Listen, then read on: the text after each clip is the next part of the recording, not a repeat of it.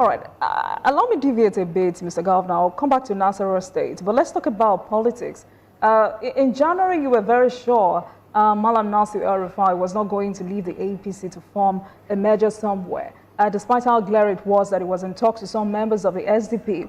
You still had some positive outlook about El-Rufai's constant jab at the APC and the Bola Tinubu-led government. How do you react to this official departure from the APC? Was he too hasty in his decision? Well, Mr. El-Rufai is not from Nasarawa State. You know, he's at the federal list from Kaduna State, even though we have a border. And I think the people of Kaduna State have answered that clearly.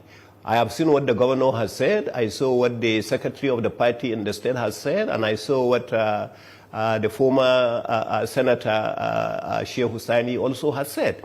So they don't feel the impact of his leaving the party.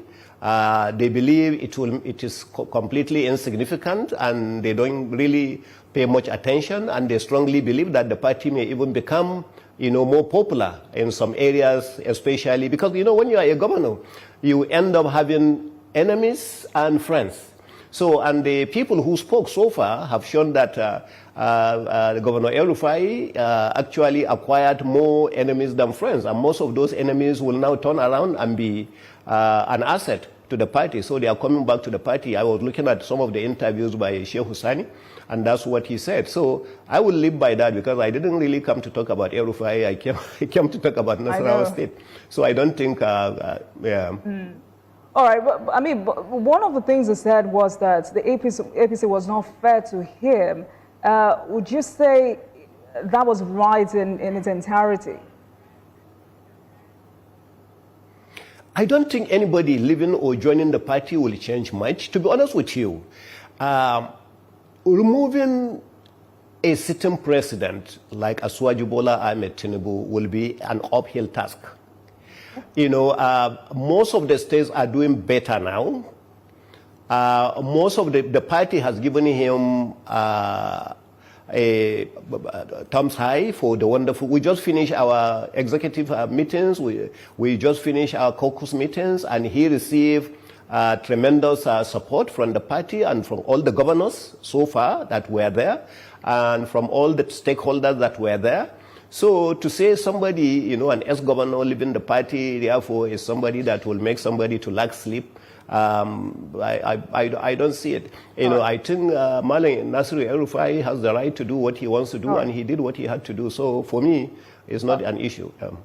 All right, Your Excellency, quickly before I let you go, how true is it that you've shown interest in contesting for the Nasarawa North senatorial ticket of the APC in 2027?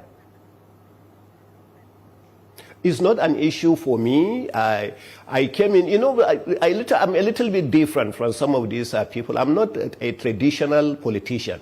You know, I'm a politician that came in from the private sector for the purpose to be a governor and to serve. And that is the reason why I have learned, you know, to be contented with whatever I have.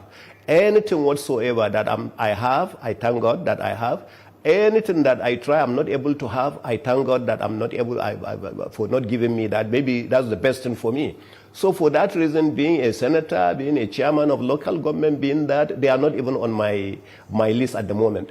I'm more concerned about using the remaining 2 years, you know, to give the best 2 years of my entire 8 years. And so far, thanks to Mr. President and thanks to the federal government, with the kind of support and the resources we are seeing, I have no doubt whatsoever that our last 2 years will be the best 2 years that we have by the grace of God.